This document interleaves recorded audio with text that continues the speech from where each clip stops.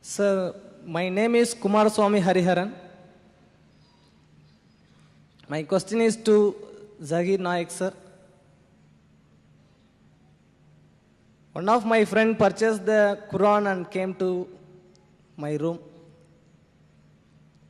I was so interested and just I went to have a look of it. Immediately, he told me that this is the holy book. Since it has been written by the God directly, you should not touch till the date. Whenever I am moving to his house, till now I am not touching it. Is it the right or wrong? I don't know. Since he is following correctly. And one more question, sir. And another friend, this time, he is moving to his house for celebrating the Ramjan. He told, "Hello Hariharan, I am moving." So, by hearty love, I went to hug him. Then immediately he told, "No, no, you should not hug." Then I asked him whether today is the day we should not hug. I don't know about it. That's why I asked, today is the day we should not hug. Then he told, "No, you should not hug at all to a Muslim." This is the another friend I asked, then he told, "No, it's wrong answer, you can hug." From that time, whenever I am hugging, I feel myself guilty and shy. I am doing the wrong thing. Please clarify my doubts, sir. The brother has asked two very important questions, two great misconceptions. The first question of his was that one of his friends said when he went to touch the Quran, "No, you cannot touch the Quran. This is the word of Almighty God." Is it true that non-Muslims can't touch the Quran? There is a misconception, as this conference is not only for the non-Muslims, as it was said, it's even for the Muslims. There's a misconception amongst the Muslims that a non-Muslims cannot touch the Quran. And this misconception is based on one verse of the Quran, of Surah Waqia, chapter number 56, verse number 77 to 80, which says that this Quran has been revealed by Allah subhanahu wa ta'ala, and none shall touch except those who are pure.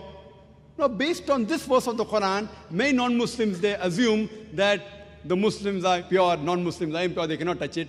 This you should know, the Nuzul-e-Quran.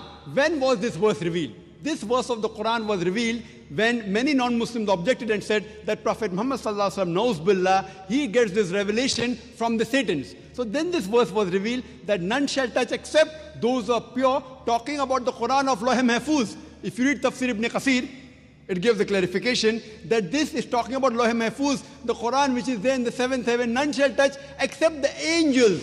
The Arabic word there, mutaharin, mentioned, refers to the angels, not only pure in body, but those who are sinless. So that Quran which is in Lawh Mahfuz, none shall touch except the angels. So if a Satan wants to pick up these parts of the Quran, he cannot come close to it. It doesn't refer to mere tahara which we talk about wudu. If this verse really means none shall touch except those in wudu, any non-Muslim can purchase a Quran for 150 rupees and touch it, and the Quran will be proved wrong. So this verse doesn't talk about the wudu, it talks about the Lawh Mahfuz, which none shall touch, no human being can also touch, except the angels. And I always encourage that the best book you can give, the best message, is the message of Allah subhanahu wa ta'ala. My speech is useless. What human being can explain better than Allah subhanahu wa ta'ala, creator? We have to share the message of the Quran. And there are some people who say, "Brother Zakir, okay, fine, give only the translation, not the Arabic." I said, fine, okay, that also, you want to give at least. But I prefer giving along with the Arabic. Why? Because in the translation, they can make a mistake. If the mistake is that it can be attributed to Allah subhanahu wa ta'ala wrongly and falsely. For example, some of the Urdu translations say of Surah Luqman, chapter 31, verse 34, that no one besides Allah knows what is the sex of the child in the mother's womb. If a non-Muslim who has medical knowledge, today with ultrasonography, we can easily come to know what is the sex of the child. I, being a doctor, I know that.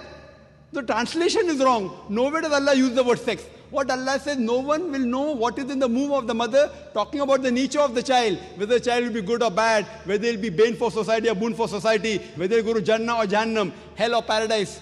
No one knows. All the scientists with the best equipment, they cannot predict this. So the translation is a mistake. So if we give the Arabic text, anyone who knows Arabic can testify that the translator has made a mistake, not Allah subhanahu wa ta'ala. I personally prefer giving along with the Arabic text. And if Allah subhanahu wa ta'ala holds me responsible, I'll be in good company. You know why?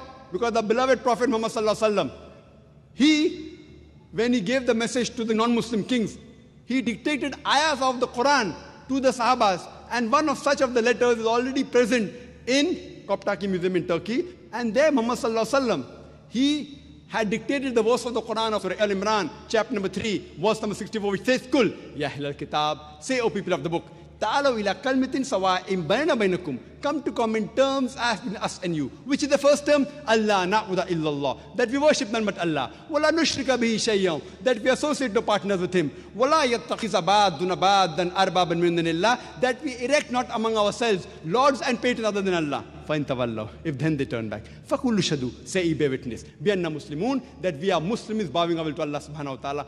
Prophet Muhammad sallallahu alaihi wasallam dictated letters containing verses of the Quran which were given to non-Muslims. Many non-Muslims, you know, some of them accepted Islam, alhamdulillah. Some tore the letter. Some even trampled it beneath their feet. Prophet Muhammad sallallahu alaihi wasallam gives verses of the Quran to a non-Muslim. He tramples it beneath his feet. So, brother, there's no problem at all. You being a non-Muslim, you can read the Quran. We Muslims, we sit like cobras on the Quran. It is not our property. It is everyone's property. It is Allah subhanahu wa ta'ala has revealed. You can very well read the translation. Thank you. Read the translation. If you think something is worth accepting, accept it. If you have any queries, you can ask the person who has knowledge on the Quran. You can touch it. There's no problem at all. If anyone says that, why can't Muslim touch? You ask him for proof. There's no verse in the Quran or no hadith which says that you cannot touch. Now coming to your second question, that can a non-Muslim embrace a Muslim? Or can a Muslim embrace a non-Muslim? Brother, alhamdulillah, there's no problem at all. Our beloved Prophet Muhammad sallallahu alaihi wasallam, he embraced many non-Muslims. Our Sahabas, irrespective whether black or white, rich or poor, yellow or brown, king or pauper, there's no problem, alhamdulillah. This is good. It shows universal brotherhood. There's no problem at all, brother. Embracing, you can very well embrace, a Muslim can embrace a non-Muslim, a non-Muslim can embrace a Muslim. There's no verse in the Quran hadith which says that Muslim and non-Muslim can't embrace. This is a misconception. Your Muslim friend, he does not have proper knowledge of Islam. That's why I might have told you out of ignorance. But in Islam, you can very well embrace, there's no problem. Thank you very much, sir. Brother Hariharan, please come to the stage. Dr. Zakir Naik will present him a translation of the Quran. Here you can say that Zakir Naik himself has given me a translation of the Quran.